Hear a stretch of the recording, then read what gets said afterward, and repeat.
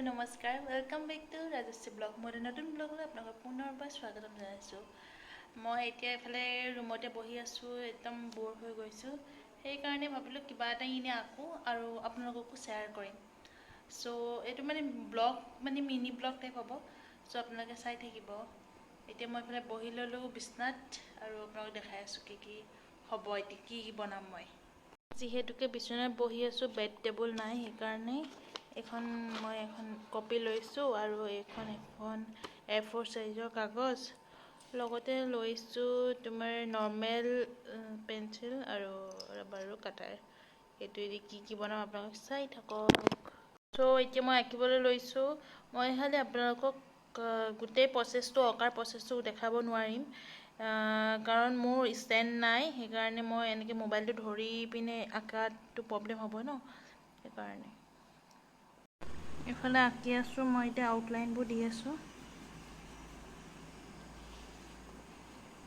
আৰু আছে কমপ্লিট হ'বলৈ আপোনালোকক সম্পূৰ্ণকৈ এতিয়া নেদেখাওঁ একেবাৰে কালাৰ চালাৰ কৰি হ'লে আপোনালোকক দেখাম আৰু ভালকৈ এইফালে মোৰ আউটলাইন কৰি কমপ্লিট দেখিছে নহয় মই স্কেচ পেন দি ফুটটো আৰু উঠটো কালাৰ কৰিলোঁ স্কেচ পেন এভেইলেবল আছিল আৰু এটা এইটো কালাৰ এভেইলেবল আছিল মানে বেছি কালাৰ এভেইলেবল নাছিল মোৰ ওচৰত যিহেতুকে মোৰ ঘৰত নাই এয়া চব মোৰ হৈ গ'ল কালাৰ কৰি আপোনালোক দেখাই দিছোঁ এইফালে ধুনীয়া আছে আৰু এটা শ্ল'মো বনাইছিলোঁ এইটো চাওকচোন শ্ল'মোটো এটা ডিটেইলছত দেখাই দিছোঁ কেনেকুৱা হৈছে কিন্তু আপোনালোকে জনাব যদি মানে ভাল হওক বা বেয়া হওক আপোনালোকে কমেণ্ট কৰিব তেতিয়াহে মই গম পাম কি আৰু ডেভেলপ কৰিব লাগিব এনেই আৰু